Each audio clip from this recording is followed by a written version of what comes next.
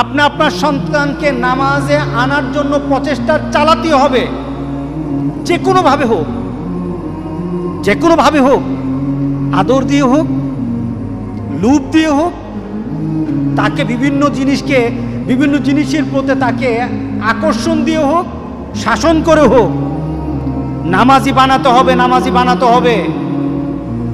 নতুবা কাল হাসরের দিন আপনার আমার জন্য কিন্তু মারাত্মক একটা ঘোষণা রয়ে গেছে, বিপদ রয়ে গেছে। কাল হাসরের দিন আল্লাহ সুবহানাহু ওয়া তাআলার কাছে ওই সন্তানগুলি দাঁড়িয়ে বলবে, নাজআলহুমা তাহতা আকদামিনা লিয়াকুনা মিনাল আসফালিন। রব্বুল আলামিন আজকে যারা আমার বাপ, আমার মা, আমার পরিবারের কোনো সদস্য, আমার পরিবারের কোনো ব্যক্তি যারা নিজেরা নামাজ হয়তো পড়তো,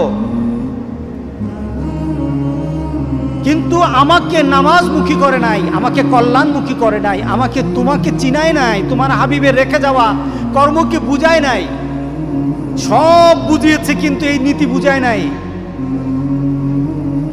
আল্লাহ সুবহানাহু ওয়া তাআলা বলেন, তোমার ওই সন্তান আমার সামনে দাঁড়িয়ে যাবে, তুমি থাকবা, তোমার সন্তানও থাকবে, আমার কাছে অভিযোগ করবে,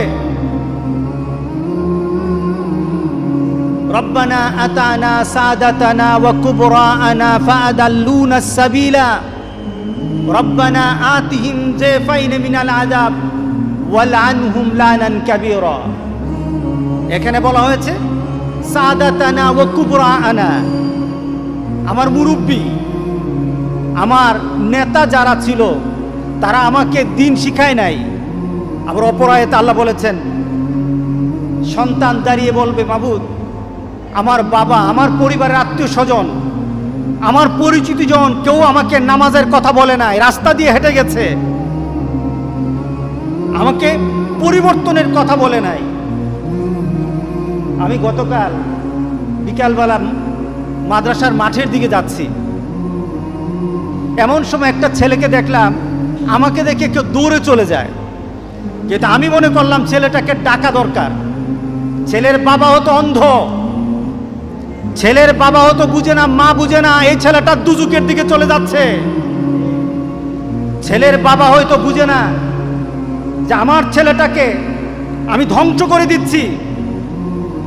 আমি ছেলেটাকে দৌড়িয়ে আনলাম, সে ভাগতেছিল, আমি বললাম এদিকে আয়, ভাগিস না। ছেলেটাকে কাছে এনে বললাম, তুই যে চুলটাকে লাল করেছিস, চুলটা লাল, তোর আব্বাকে বলিস আমার সাথে দেখা করতে।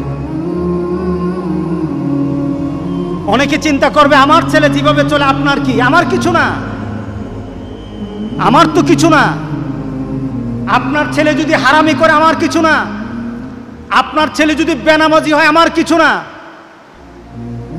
রাস্তায় যখন হাঁটতে বের হই দেখা যায় ছেলেরা 20-25 জন দাঁড়িয়ে গল্পগুজব করে, 20-25 জন, কিন্তু এই ছেলেগুলি কোনো সময় মসজিদে পাই না আমরা, এই ছেলেগুলিকে মসজিদে দেখি না।